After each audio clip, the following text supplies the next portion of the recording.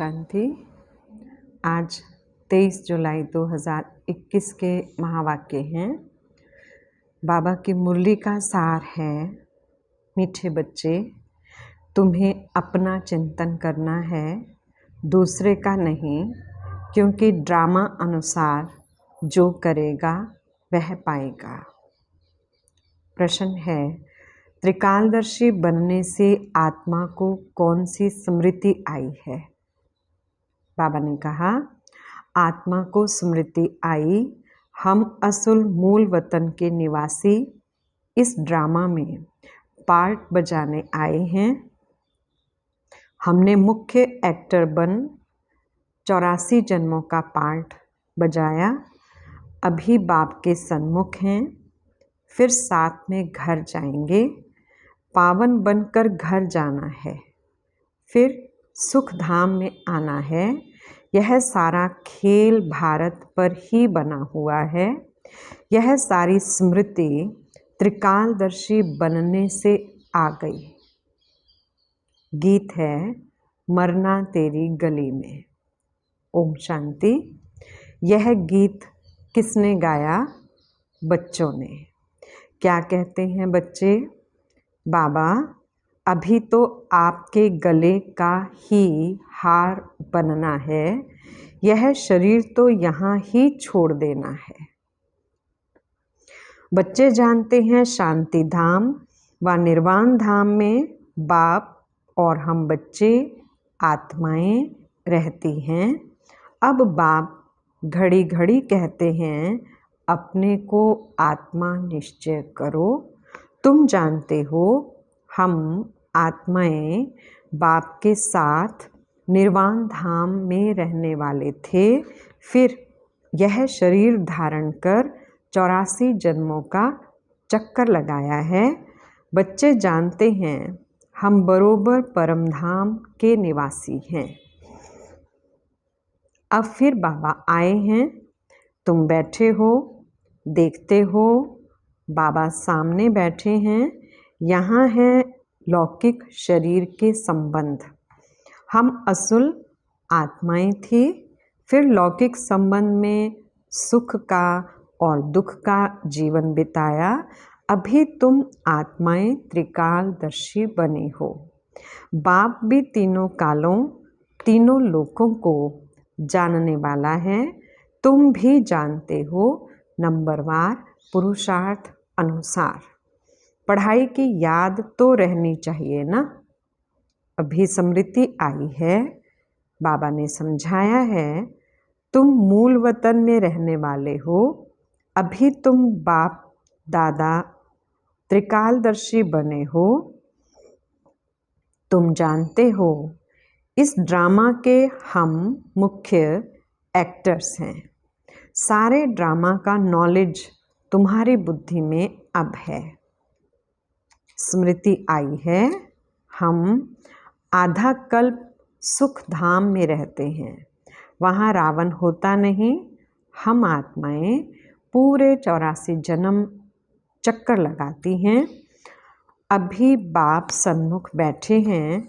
आपकी श्रीमत पर चल हम आपके साथ चलेंगे। जितना हो सके आपको याद करेंगे। तुम बच्चों को सारा दिन यही ख्याल में रहना चाहिए, जबकि त्रिकालदर्शी बने हो। ऊंचते ऊंच है भगवान, उनके साथ तुम बच्चे भी ऊंचते ऊंच रहने वाले हो। अभी तुम बच्चों को घर की याद आई है। हम पवित्र बन अपने परमधाम घर जाएंगे। बाप शिव की पूजा होती है तो सालिग्रामों की भी पूजा होती है। बाप ही आकर आत्माओं को पावन बनाते हैं। आत्माओं को पवित्र बनाने वाला एक ही बाप है, और कोई बना ना सके। अभी तुम सारे ड्रामा के खेल को जान चुके हो, समझते हो। भारत पर ही खेल बना हुआ है। तो अब तुम बच्चों को बाप सन्मुख बैठ समझाते हैं, हर एक जीव की आत्मा जानती है बाबा ज्ञान का सागर है। उसको भक्ति मार्ग में बुलाते आए हैं और प्रतिज्ञा करते आए हैं, बाबा आप आएंगे तो ज़रूर हम आपकी मत पर चलेंगे। यह कोई लौकिक संबंध की बात नहीं। तुमको देही अभिमानी बन यह ख्याल रखना है कि हमको एक बेहद के बाप की श्रीमत पर चलना है, उनका ही मानना है। वह तो बहुत सहज समझाते हैं। तुम्हारा अब तीसरा नेत्र ज्ञान का खुल गया है। यह ज्ञान तुमको यहाँ है। मूल वतन में बाप और बच्चे रहते हैं, वहाँ यह किसको पता नहीं रहता। अभी तुम बच्चों को बाप अपना अंत देते हैं, वही ज्ञान का सागर है। और कोई सत्संगों में ऐसे नहीं कहेंगे कि बाबा हम आत्माओं को पढ़ाते हैं। यह तुम जानते हो। घड़ी घड़ी तुमको कहना पड़ता है देही अभिमानी बनो। आत्मा इस ड्रामा में एक्टर है, पार्ट बजाती है। हम आत्मा ने चोला लिया है, वह एक्टर्स कपड़े बदलते हैं। तुम आत्माएं निराकारी दुनिया से यहाँ आकर यह शरीर रूपी चोला लेती हो, वह सिर्फ अपने कपड़े बदलते हैं। हम आत्माओं को बाबा फिर से आकर राजयोग सिखला रहे हैं। अब तुम बच्चे समझते हो बाबा आया हुआ है तो ज़रूर हम बाबा के मददगार बनेंगे, पवित्र बन और सारे भारत को पवित्र बनाएंगे। हमको श्रीमत पर ही चलना है। श्रीमत कहती है बाप को याद करना है, जो करेंगे सो पाएंगे। सभी तो नहीं आकर पुरुषार्थ करेंगे। जिन्होंने कल्प पहले पुरुषार्थ किया है वही करेंगे। अभी वापिस जाना है, इसलिए पुरुषार्थ कर पवित्र ज़रूर बनना है। हम ऊपर मूल वतन में रहने वाले हैं। पहले पहले हम स्वर्ग में आए थे, फिर सीढ़ी नीचे उतरते आए।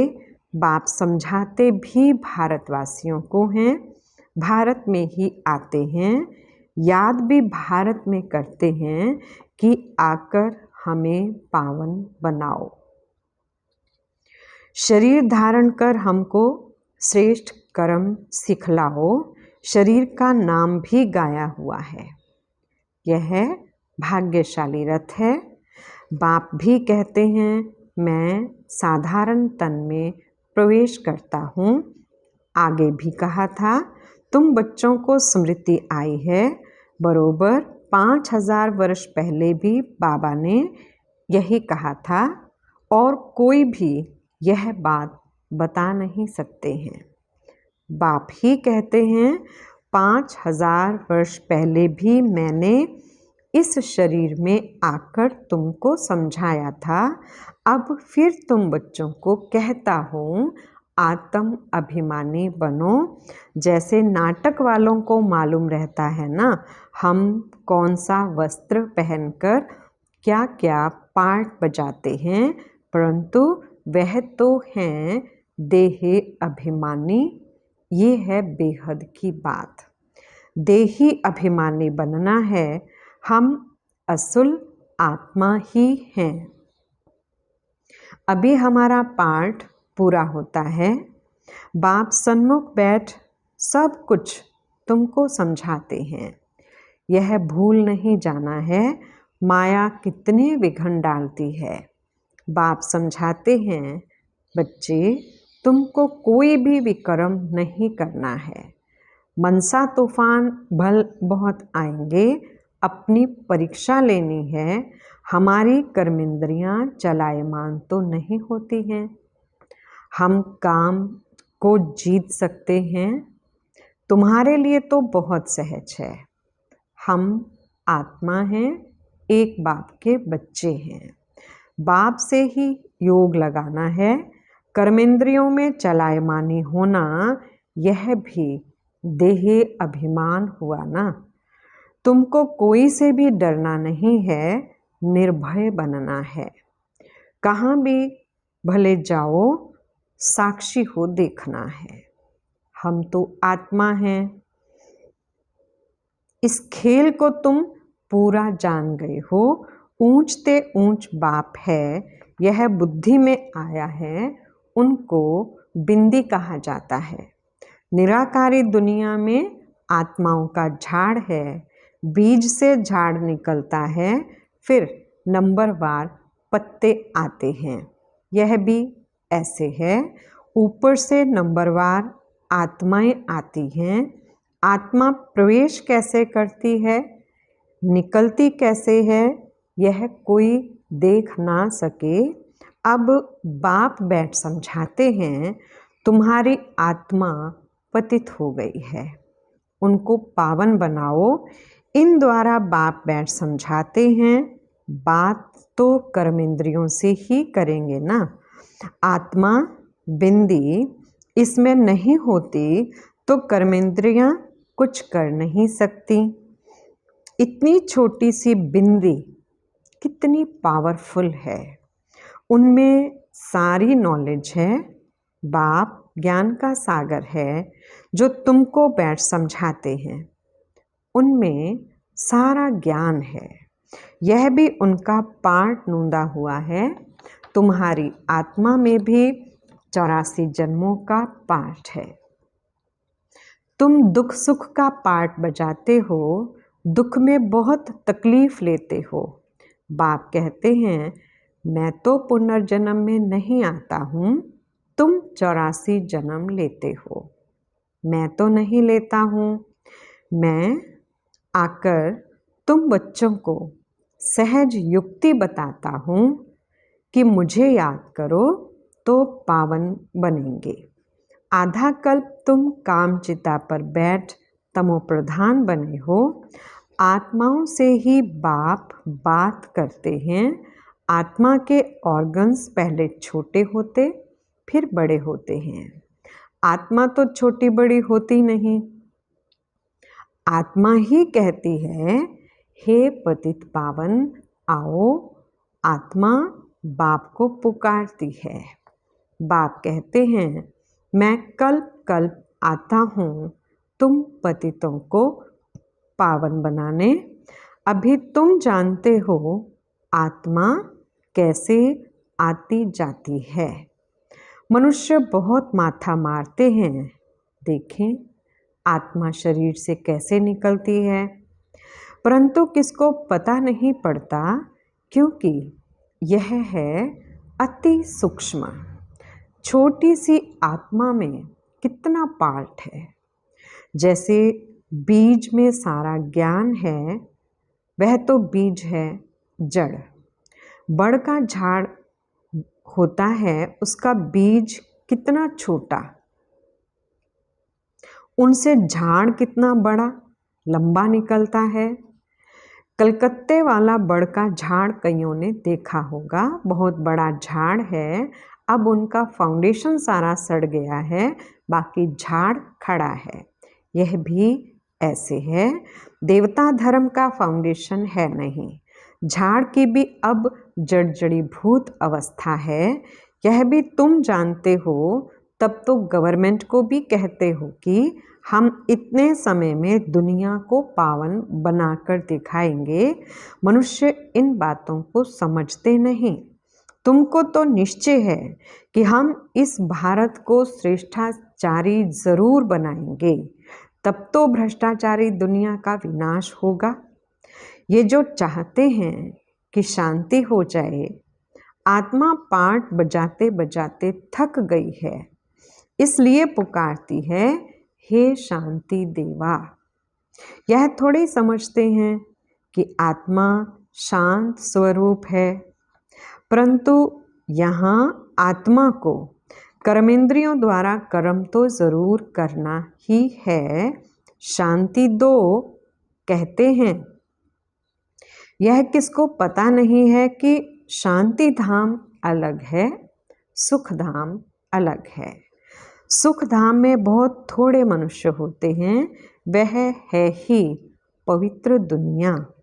वहाँ शांति तो कोई मांगते नहीं, कर्म तो वहाँ भी करते हैं, परंतु वहाँ अशांति होती नहीं। जीवन मुक्ति धाम अथवा शांति धाम दोनों अलग हैं। सतयुग में जीव आत्माओं को सुख भी है तो शांति भी है, एवर हेल्दी वेल्दी रहते हैं। अभी तुम जानते हो स्वर्ग किसको कहते हैं। दुनिया में यह भी किसको पता नहीं कि स्वर्ग क्या है। यह लक्ष्मी नारायण बच्चे हैं ना, इन बच्चों को भी सुख किसने दिया? कोई तो सुख देने वाला है ना।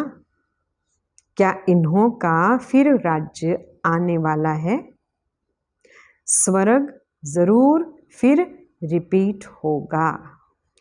स्वर्ग में जब होंगे तो वहाँ ऐसे नहीं कहेंगे कि नरक फिर से रिपीट करेंगे।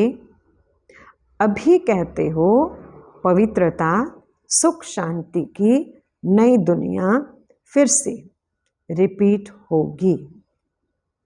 यह तो पुरानी दुनिया दुख धाम है, इनको आयरन एज कहा जाता है।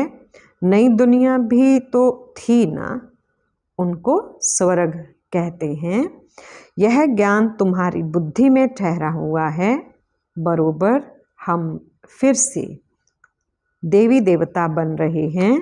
तुम्हारी एम ऑब्जेक्ट ही ये है। हम फिर से स्वर्ग की बादशाही लेते हैं।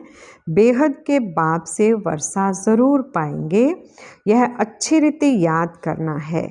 हम आत्माएं वहाँ रहती हैं, फिर हम यहाँ आए हैं पार्ट बजाने।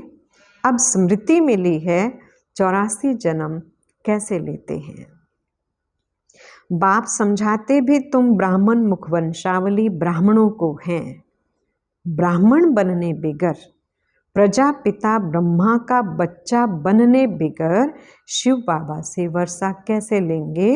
प्रजापिता ब्रह्मा तो मशहूर है ना। ब्रह्मा द्वारा नई दुनिया की स्थापना करते हैं तो नई दुनिया का राज्य भी ज़रूर उन्हों को मिला होगा। 5000 वर्ष पहले भी ब्रह्मा द्वारा विष्णुपुरी की स्थापना की थी। अब फिर रिपीट होगा, उसके लिए तुम तैयारी कर रहे हो। कई बच्चे पूछते हैं ड्रामा को बड़ा माने व पुरुषार्थ को बड़ा माने। समझाया जाता है पुरुषार्थ तो ज़रूर करना ही है। पुरुषार्थ बिगर प्रारब्ध कैसे मिलेगी? पूरा पुरुषार्थ करना है।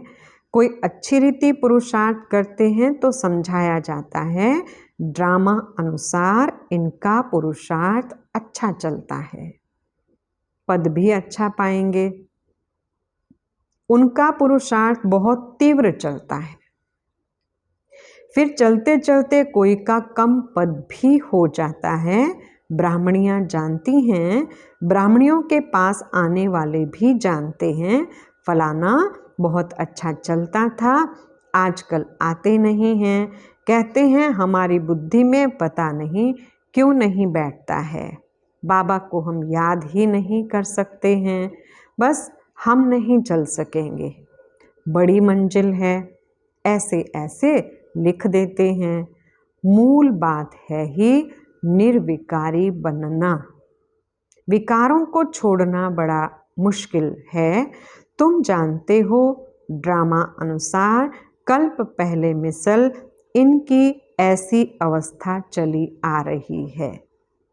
अच्छा, मीठे मीठे सिकिलधे बच्चों प्रति माता पिता बाप दादा का याद प्यार और गुड मॉर्निंग।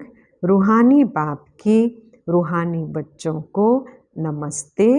हम रूहानी बच्चों की रूहानी बाप दादा को याद प्यार, गुड मॉर्निंग और नमस्ते जी।